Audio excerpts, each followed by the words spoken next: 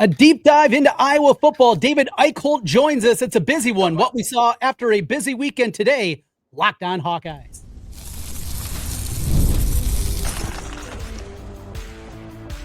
You are Locked On Hawkeyes, your daily podcast on the Iowa Hawkeyes. Part of the Locked On Podcast Network, your team every day. Hey, welcome in. I'm Trent Condon, joined today by David Eickholt, and this is the Locked On Hawkeyes podcast. I've been covering the Hawkeyes for over 20 years on the radio. David, he's been on the beat for well over a half decade now. Getting old over there, and we're glad to have you aboard with us here today. Today's episode of Locked On Hawkeyes is brought to you by Monarch Money. Take control of your finances with Monarch Money. Use the code LOCKEDONCollege at monarchmoney.com for 50% off your first year. Eickholt, good to see you and hanging out today. We do this a lot of times on radio, but good to see that mug over there as you're hanging out and getting ready for football season after, those 3 days that we get media day, into kids day, and then BTN, just the way the schedule fell this year coming up on Monday. We get a lot of content out of those 3 days. I mean, it's going to take us through the next, 2.5 weeks, right? And you're right, man. It didn't really connect with me till now. I'm closer to a decade on the beat than I am a half decade now, and that's kind of scary. So that'll be a nice, fun realization I'll have to deal with after we wrap up here. But no, man, it's nice to actually have some sort of evidence behind what we're saying instead of saying, hey, well, it looked this way, 3 or 4 months ago, this is what I'm hearing. But now we actually have something that we put our eyes on, and now we can kind of at least give a good guess about where we think things are going to end up. So it's nice to have something else to base it off of other than comments and behind the scenes conversations. It's crazy too, the conversations that both of us have with people, and your sources are a little bit deeper than mine. I just got a couple of people that I hear from time to time, but a lot of the things are starting to marry with what we've heard in this offseason and the things that I see with you over at Hawkeye Insider that you're putting up there in 24/7 Sports. It feels like a lot of the things coming in. I want to start with this. We were in Las Vegas, hearing from Kirk, sitting there for the 35 minutes that we kind of had that another side conversation with him. Kirk, you've got to know him. I've been listening to him for a long time. It's not that he's cocky, because that's never his personality, but you can tell he really likes the makeup of the team, even with all the question marks. And he's also put that out there every time he's talked. It feels like he really likes this group. The way I phrased on my board and on my podcast as well, Trent, is there's 2 things Kirk does. He says nothing and tells you everything, or he says nothing and he tells you nothing, right? And it was one of those things where when we were in Vegas, he really seemed like he told us a lot. And honestly, when he was at the Iowa Media Day, it felt like the exact same thing. I think he really, really likes the potential of this team. And I think if you're an Iowa fan, that has to be encouraging, because again, you look at the schedule they got. I mean, they're playing Indiana, and I think Indiana's going to be an 8 to 9 win team. I don't think they're going to quite hit the double-digit mark again, but they're going to be good, right? Oregon, Penn State, both at Kinnick. They go on the road to USC, even Nebraska. It's always going to be tough over there. Drew Stevens has already had experience knocking them off in the last second field goal. Not there, but it might be a nice little redemption tour for him. But there's going to be a lot of coin flip games. And what does that usually come down to? Can you get a stop? The little details. And quarterback. I think a lot of this conversation goes back to quarterback and really what the potential of this team is going to be. The one thing I will say that's a little bit different this time is I think there's some genuine confidence with Kirk Ferentz about the wide receivers. Mm-hmm. And I do think that he's still a little bit, I don't want to say tense is the right word, but just not fully sure where the defense is going to line up. He thinks the defense is going to be good, but I do think the obvious question marks, like we've continued to talk about, Trent, and especially when you look at the injury situation right now at corner, I still think there's a little bit more room to pause. But you're right. I think Kirk Ferentz really likes this team. And ultimately, when he likes the team, 2 things are going to happen. One, he thinks that they're going to be able to win the close games, and that's very typical of Iowa football under Kirk Ferentz. But 2, they're going to go into every single game thinking they actually have a chance. This isn't going to be one of those, hey, you know what? By golly, we're going to go in and we're going to give it all we got. This is not, with all due respect, like a Deacon Hill version of this team. This is not an injury-riddled team, knock on wood, to this point. And you look at the schedule and who they line up against, it does go in their favor from the standpoint. They get all the elite teams for the most part in Kinnick Stadium, and that's going to give them a chance. You look at the way the schedule breaks out, and I think you're exactly right. I think this team is going to have to outscore some opponents. They're going to have to win a game 34-31. There's going to be one of those moments. Maybe it is against Indiana. Hell, maybe it's against Iowa State early on the way that they have some question marks, I think, defensively in their front outside of Dom Orange. And that could be more of a shootout than what we've been used to recently. And that goes hand in hand. So let's get your perspective. We had Elliot on earlier this week over on the radio side of things. He gave his perspective. You mentioned Gronowski, though. Just what you saw on Saturday from him and your takeaway, finally get to see him in action for the first time. I understand why people are a little bit nervous, but at the same time, did he not flash the best quarterback play we've seen in 7-8 years? Yeah. Seriously, there were throws that were incomplete, but if you really look at some of the detail on those throws, Trent, he only put it in a position to where the receiver could get. And the most important thing that really stood out to me, he threw 50-50 passes. He instilled trust in the receivers to be able to go up and go grab it. I think about one specific play. I think it was the second or third pass. He threw it to the right front corner to Addison Ostrenga. And Ostrenga caught the ball, but he just couldn't quite get the foot down.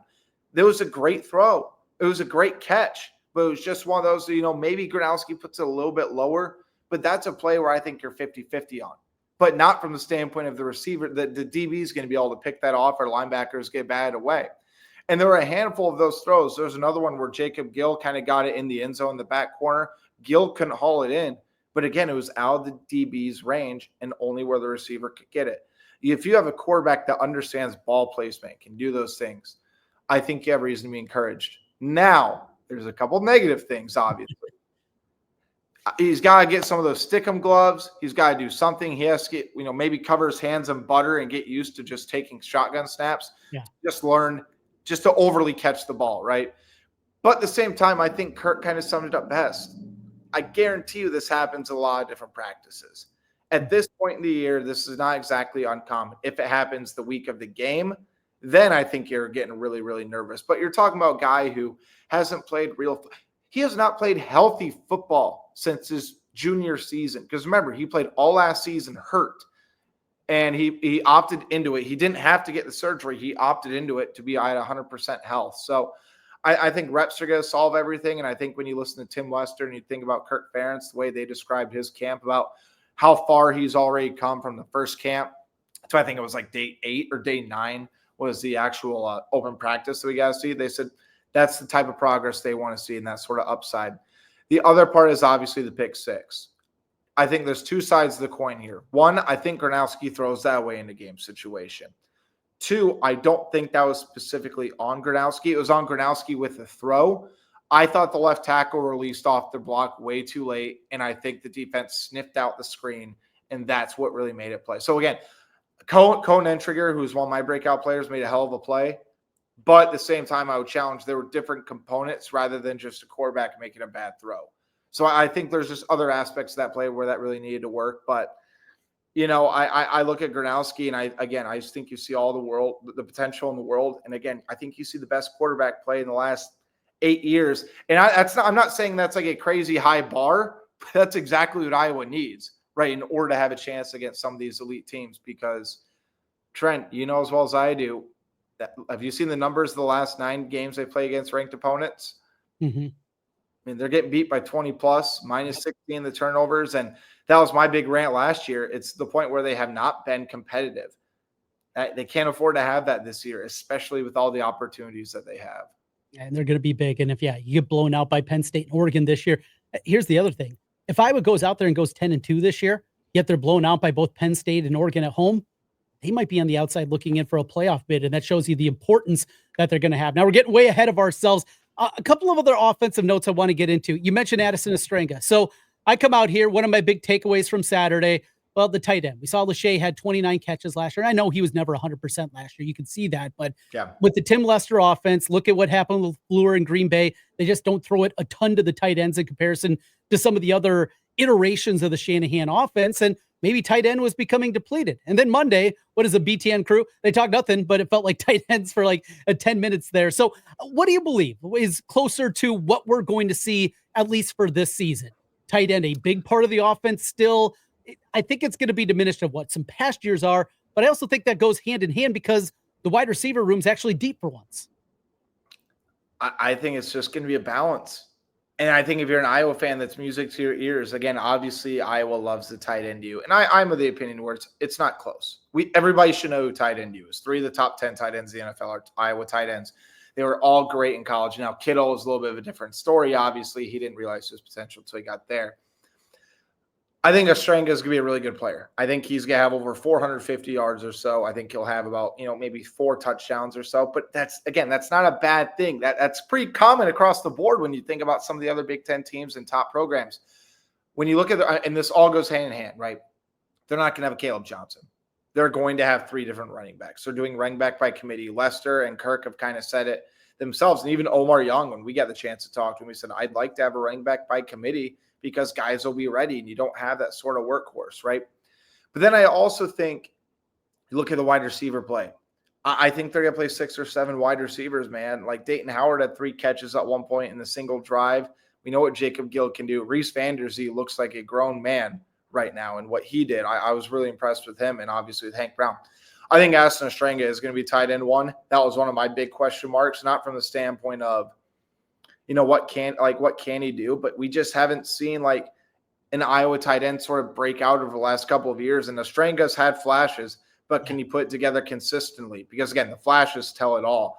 But if you have a guy like, Jake Butt complimenting Aston Ostrenga and thinks he could be a big breakout guy, I'm going to believe him because he knows a thing or two about being a damn good college tight end, especially in the Big Ten, right? So I do think that he'll play a part. But at this point, I don't know who's going to play a significant part outside Mark Gronowski because everything else we're being told right now, it's all going to be a balance. And I think we're just going to see guys that end up breaking out. The other one I will say, though, is probably Reese Vanderzee. I think Reese Vanderzee is in for a monster year. Definitely right there with you. And we've seen him show up a lot in those practice clips that we've been getting out there on social media. We continue Locked On Hawkeyes. One more big question remains on the offensive side of the ball.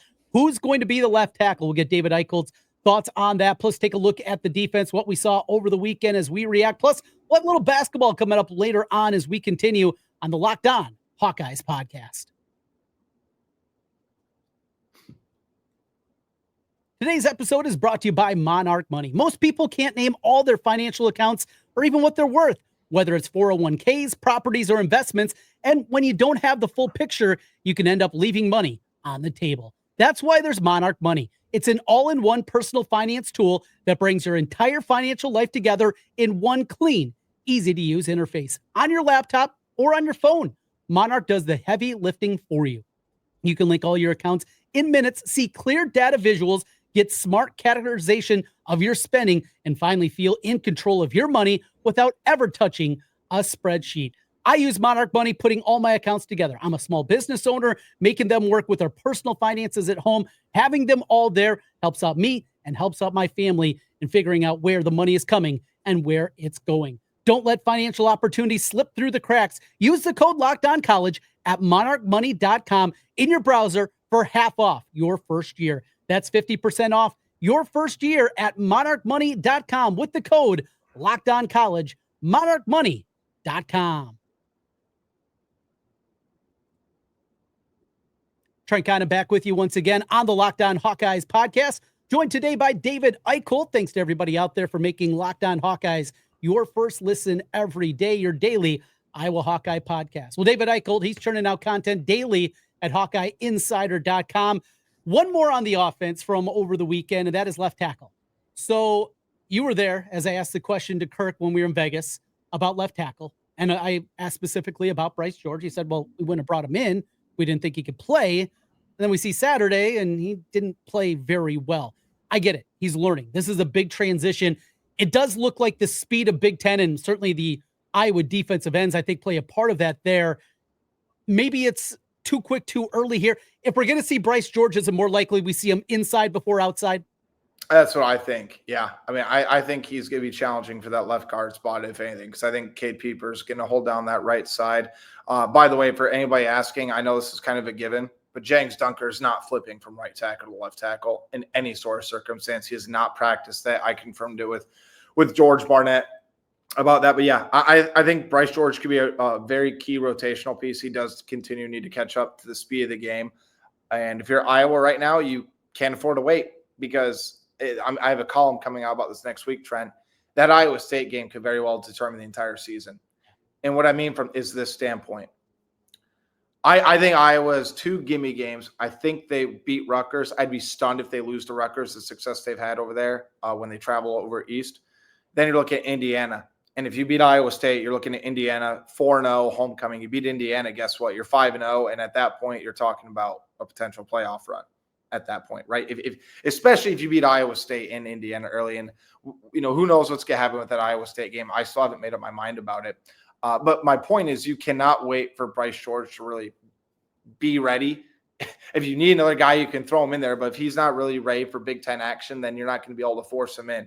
But right now, I think George Barnett, I think both line of scrimmages feel really good about the standpoint. Hey, you know what? They got 7 or 8 guys that they're not going to hesitate to go throw in there.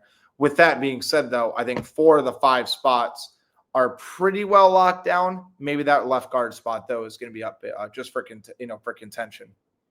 I'm with you there, and I love the upside of Lauk and what we saw. And yeah, there were some moments that leave you scratching your head. That's going to happen, even with the redshirt sophomore that doesn't have a lot of game reps.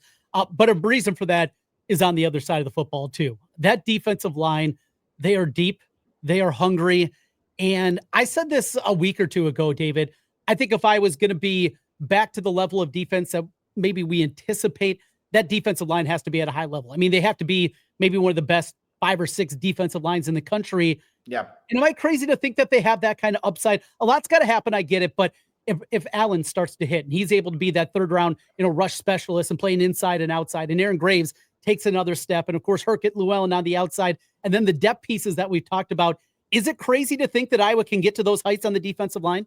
I think Iowa has the highest floor of a defensive line as anybody in the Big Ten, at least. I mean, I think we know what to expect out of them, but I also think if that Iowa defense is going to get back to that elite sort of stats, that defensive line can't be above good. They can't be good. They have to be great.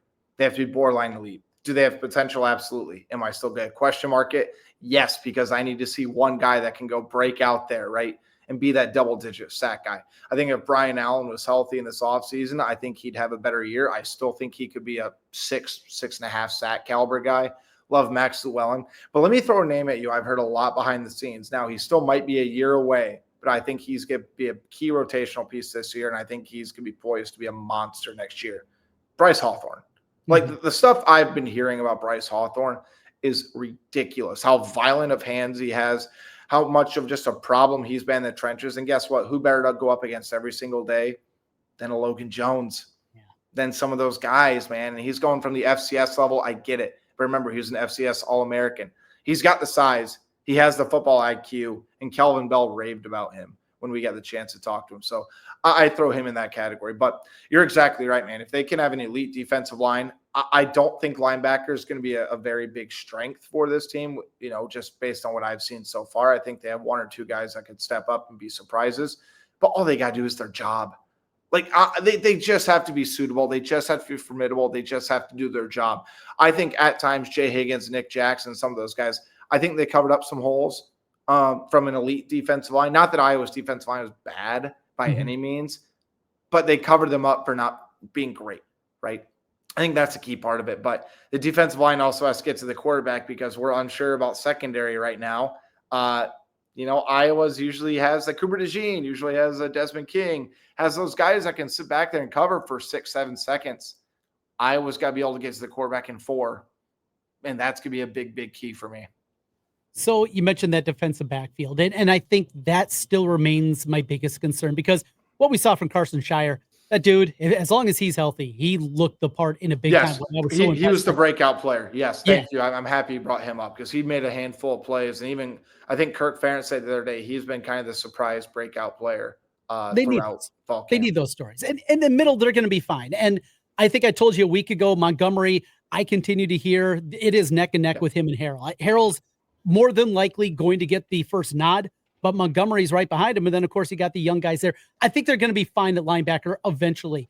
But cornerback, now TJ Hall dealing with the bone bruise. Watson, he's had a soft tissue thing here during camp. It feels like Barrows, the South Dakota transfer, hasn't quite clicked for him. We saw Deshaun Lee. We've seen Deshaun Lee, and it doesn't feel like he's made any kind of big leap here. I still have big question marks at cornerback. Yeah, I mean, I couldn't phrase it any better than that. Your guess is as good as mine at this point. I think, and that this is kind of what I asked Kirk Ferentz, though, right after the open scrimmage.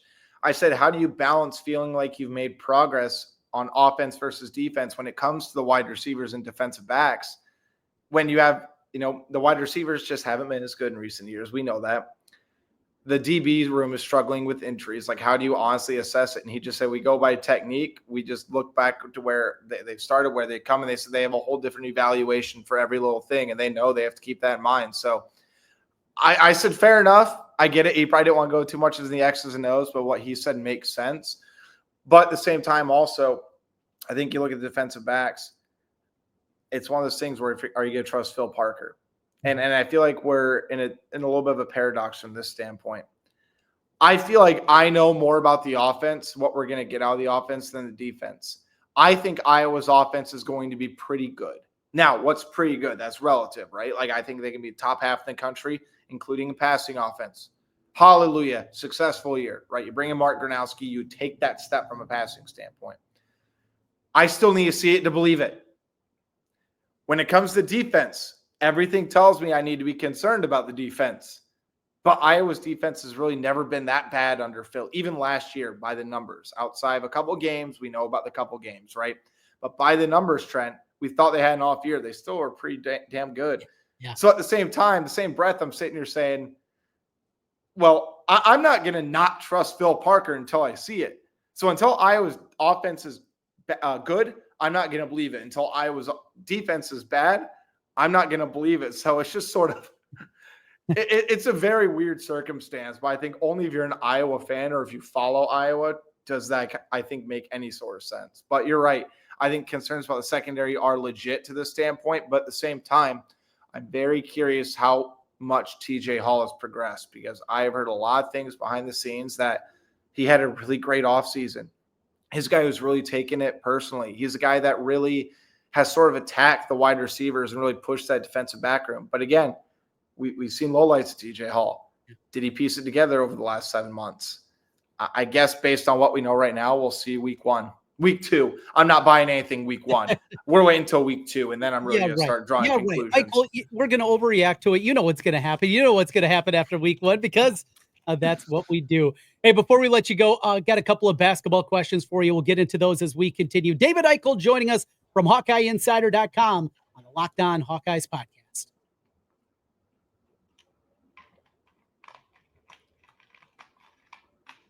Back with you one final time, Locked On Hawkeyes, as we're joined by David Eickholt. Trent Condon here with you, as I am each and every day during the course of the week, your daily Iowa Hawkeye podcast. All right, Eickholt, little basketball for you, and there's been some swings and misses.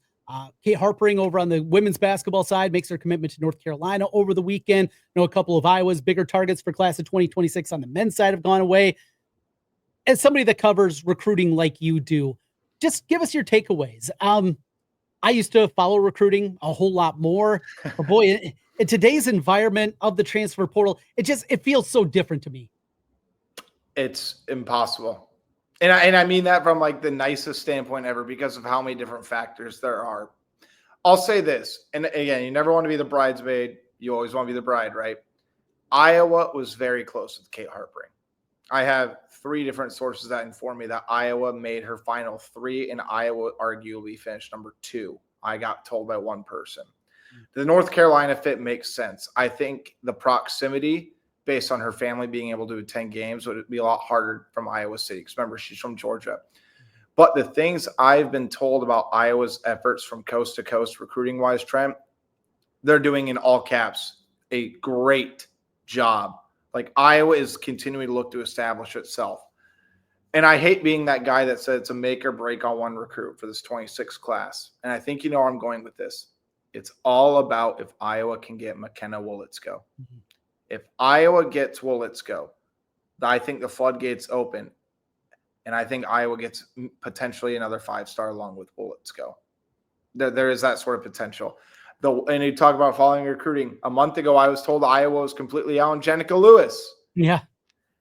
Well, Jenica Lewis officially has an official visit plan now for October 24th. So, and I think that's great news if you're Iowa, considering that you didn't hit on Kate Harpering. The other thing I will add, and this is going to be a teaser, and I'm sorry to do this to you, but Sean Bach put up on her board about 2 hours ago. Iowa's men's team might not be done in this year's roster. There was a player that was recently given another year, and Iowa is doing homework on it now. If it doesn't happen, then Iowa's roster is done, from my understanding.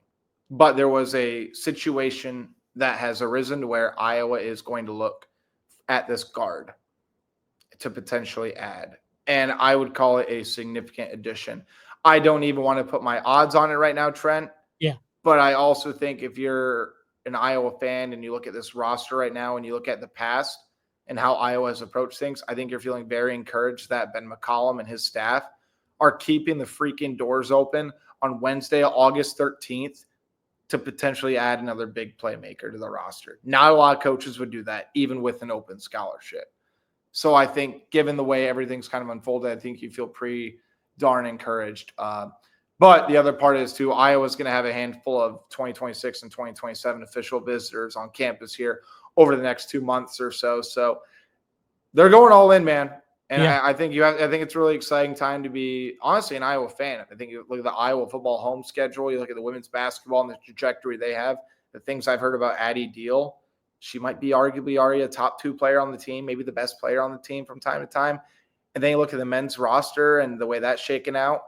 It's going to be a really, really fun year. I mean, just from all 3 sports standpoint, Trent, this is probably as excited as I've been covering the teams. Yeah, there's questions, yet there's a lot of excitement about kind of what the depth is going to look like going forward. And I'm with you. I think this is going to be a really exciting year and really excited about what we're going to see on that front.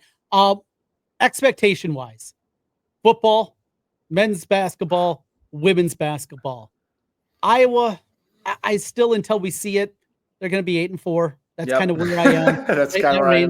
Yeah, they're going to I'm leaning closer 9-3 than I am 7-5, though. And I think I'm with you. I think I agree with that. I think the baseline for the men's program, NCAA tournament team. You bring in a guy that is a preseason All-American, a potential lottery pick. I think your expectation at minimum has to be there. Maybe the most difficult for me right now is the women's basketball team. Tournament team, absolutely. But how much higher than just being a tournament team are your expectations for this women's squad? My way too early guess is I think they're about where they were last year. I think they're borderline Sweet 16 team. Mm-hmm. I think they have more size. And I hate to dumb it down to 2 things, right? Can Hannah Stuelke hit a jump shot? Right. And be consistent? We know how good she's been for Iowa. She's won a lot of big games for Iowa. She's made a lot of key plays, so I'm not trying to demean her by saying that. She's got to be a 4. Mm-hmm. She cannot be a 5 when you have Ava Hayden and Layla Hayes.